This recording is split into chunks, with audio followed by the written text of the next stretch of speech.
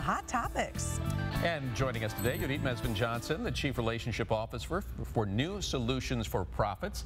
Dr. Don Carpenter, the host of the Dr. Don Morning Show on WDIV 99.5, and Emily Hay, a social media consultant.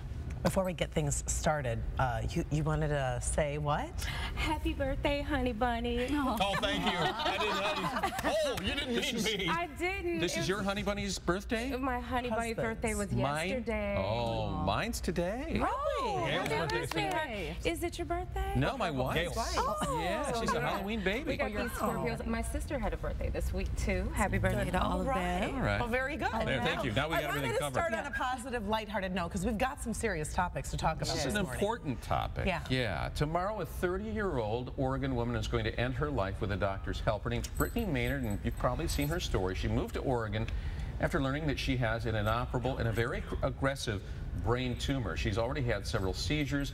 She's convinced, and she's probably right, that she faces an end of suffering, and she wants to end her life with dignity.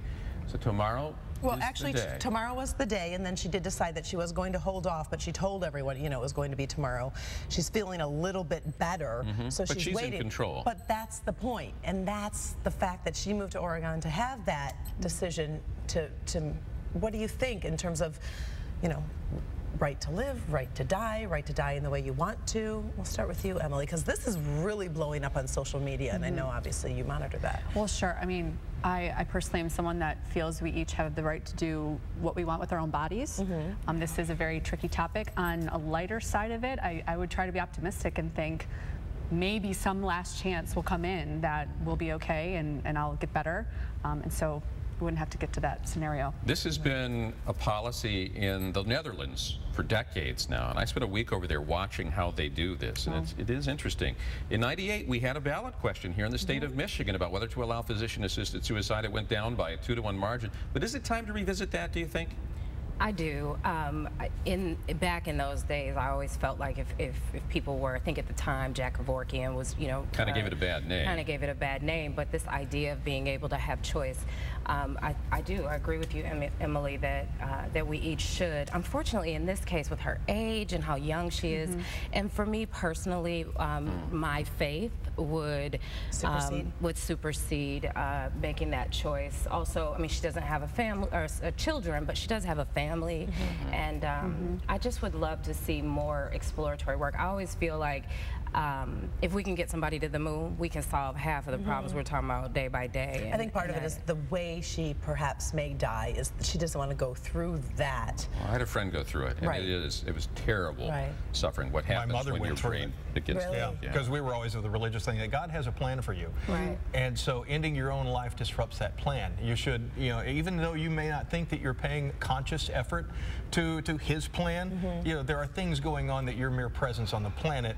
Yeah, this was my feeling until my mother, who was dying of pancreatic cancer, the chemotherapy caused her to have a stroke, and she spent 4 days in absolute total agony. And if I was working in veterinary medicine at the time, and I seriously thought several times about it. Really did cross your mind? Yeah, absolutely, and it changed it. When it's suffering, when it's really bad like that, I mean, at that point you've got to end the suffering. It really is about choice, and it is her choice, and I fully support her having the choice to do. Yet we also learn about heroic measures in the face of your own death. You learn about compassion. There's a lot of lessons that come through.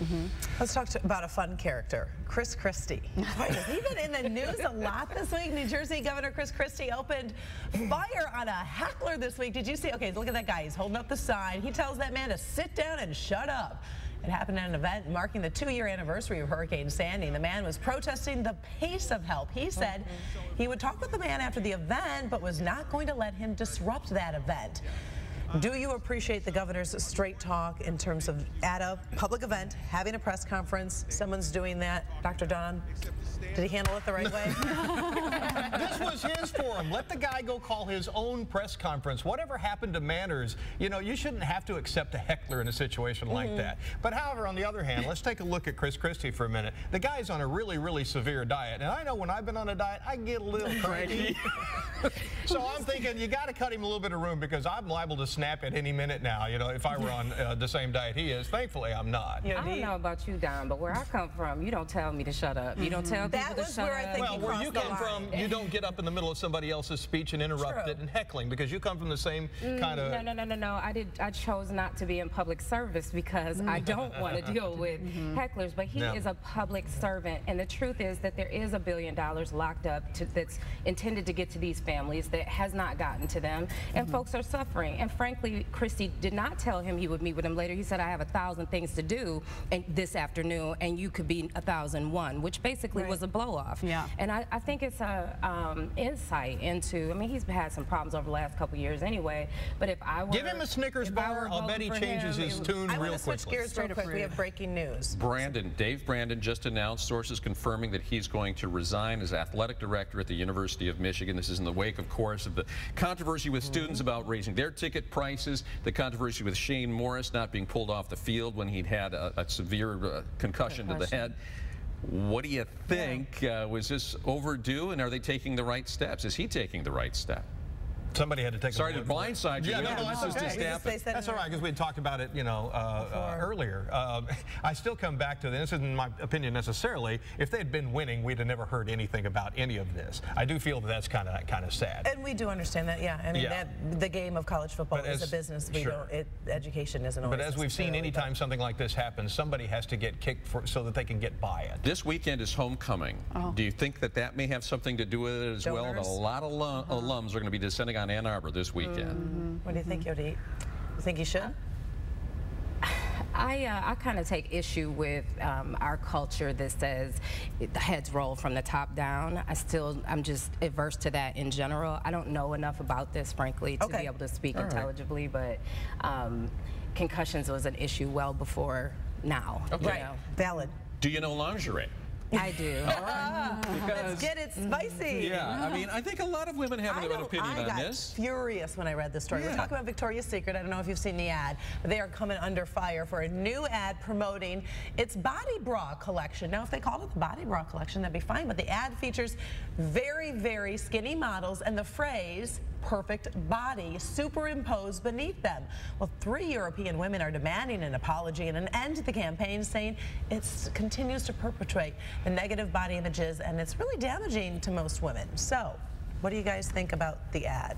Emily, I'm not going to even go to Dr. Don right now. Well, he's still looking at the ad. I know, so I want a conversation. If you want to pull it up on an iPad, it's there. All over Twitter, people are just totally upset that this is happening, and everyone's using the hashtag I am perfect. Now that we're in a more body conscious era, and then they're posting pictures of themselves. Well, they're saying that it's just wrong that this is going out, right? So, and the fact that some companies have banned Photoshop and now Victoria's Secret brings this out, I think it's just Victoria's Secret is looking more and more out of touch.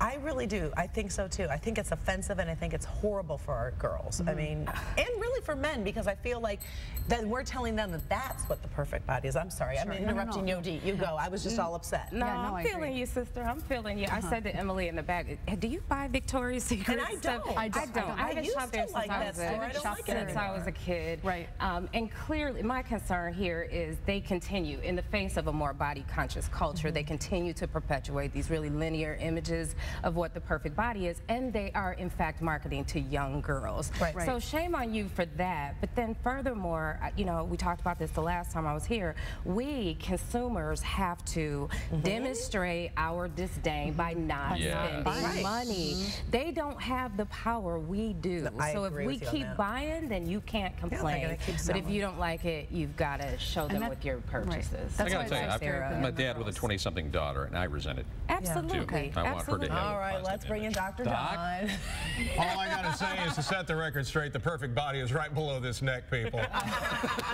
Can I help it that it's underneath 4 layers of fat? I like the black leather vest, though. You're rocking it out. This is part of my Dog the Bounty Hunter costume, which, given the topics, I figured I probably better not wear out here. Don't differ with him. He'll tell you to sit down and shut up.